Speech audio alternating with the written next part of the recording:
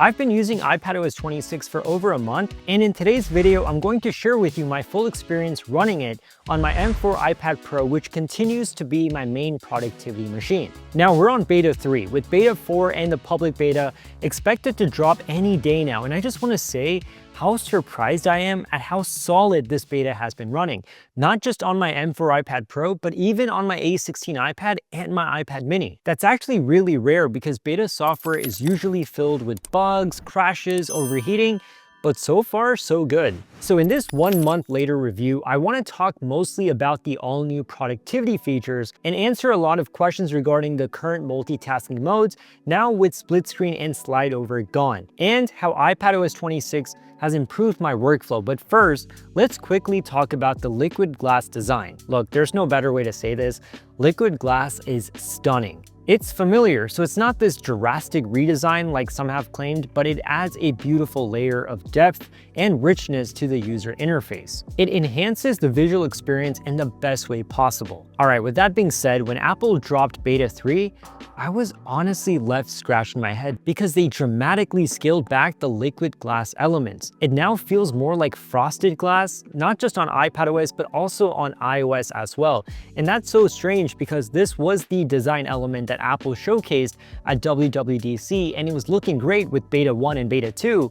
Sure, some things were a little hard to read, but Apple kind of improved it with beta 2, especially with Control Center now being a lot more legible. But now it's almost like they're going backwards. But then again, it's beta software. Apple tends to tinker heavily between betas and the final release in the fall, so we might see liquid glass return in full force in beta 4 or later, but still, it's an odd move by Apple. All right, now let's get into what I believe is the biggest transformation in iPadOS 26, multitasking. Apple is finally giving us the windowing system that we've wanted for years. Now, I know a lot of people are also missing split view and slide over, but it's not ancient history. It's just a new way of accomplishing the same things. But anyways, I'll get to that in a minute. But first, let me go over the 3 multitasking modes that we have now: full screen, windowed apps, and stage manager. Full screen is great for those individuals who don't really multitask a lot and just want to fully immerse themselves one app at a time. The new windowed apps, however, is my new default. I can have multiple apps open and resize and arrange them however I want.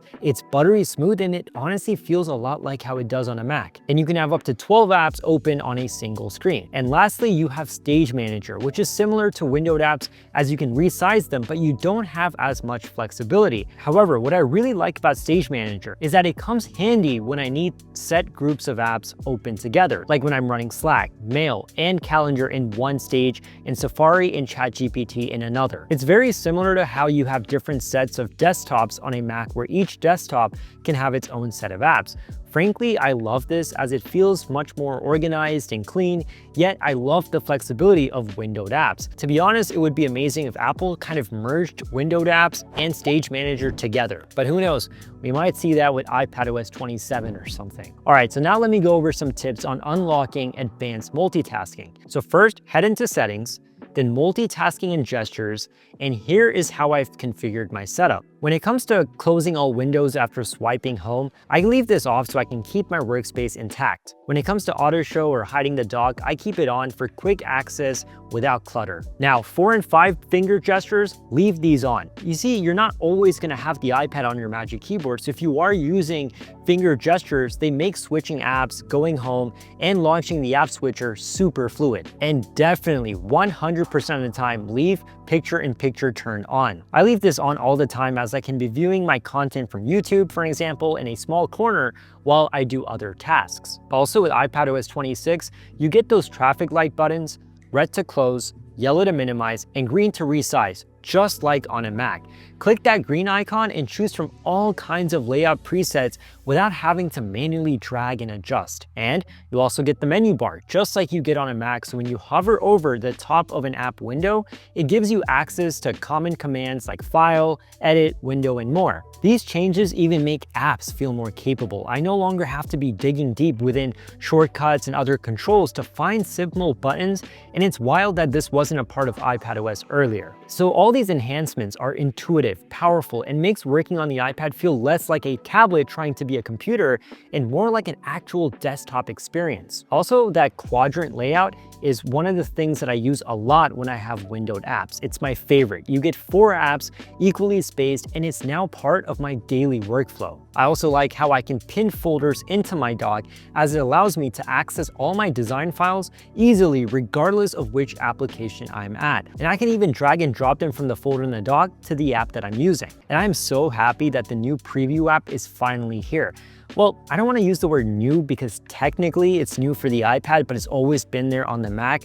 I just don't get why it took so long for it to finally come to the iPad. However, I do love the fact that it's here because it allows me to open, edit, and markup PDFs and images with my Apple Pencil. So it's a familiar app from the Mac, but supercharged for the iPad. And that's kind of the whole vibe with iPadOS 26. It's not just taking elements from the Mac and slapping them on the iPad. It's rather being inspired from the Mac and taking advantage of the iPad's user interface and building upon it. And I've always said that macOS belongs on the Mac and iPadOS belongs to the iPad. These are 2 separate operating systems built for 2 different inputs. One is strictly for the keyboard and trackpad, while the other is for a touch-first optimized device that is enhanced with the keyboard and trackpad along with the Apple Pencil. So for all those individuals who want macOS to come to the iPad, this is not it, and it doesn't need to be. I think the biggest complaint was always getting more functionality and productivity out of an iPad, and I strongly believe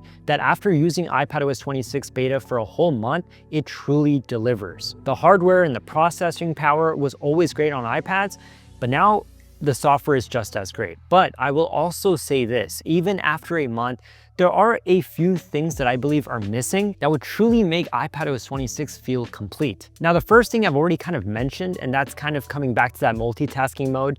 I really want to have separate desktops to organize my opened apps and set groups, similar to Stage Manager. So I really want those 2 multitasking modes to merge. Next, clamshell mode. I want the ability to connect to an external monitor, close the iPad, and keep working just like a MacBook. But no, the iPad still shuts off. That is one big miss. The third thing is relating to background tasks. It doesn't really work well on all the apps. So for example, when I'm exporting a video on LumaFusion, the moment I leave the app, the video fails to export. Now, this could just be a beta glitch or just that the app doesn't support background tasks right now, but I would hate for some apps to support it and some that don't. And lastly, we desperately need plugin support for pro applications. I'm loving Final Cut Pro on the iPad, but not being able to install custom plugins really limits what I can do. It's a pro app, but without pro flexibility. On LumaFusion, you can technically get plugins, but they're just add-on features that you pay for to get them on the app. So it's not true plugins where you can go on Safari, find the plugins that you want, download them, and then have them on your application. All right, so final thoughts. After a month of real-world usage, I can confidently say that iPad 26 is the most Mac-like update that we've ever had, without taking away what makes the iPad so unique. From true multitasking to menu bars to a refined design, even if it's been dialed back slightly, this update seriously levels up how I use the iPad day to day. And a question that I get all the time, is it a full Mac replacement? For most people, yes.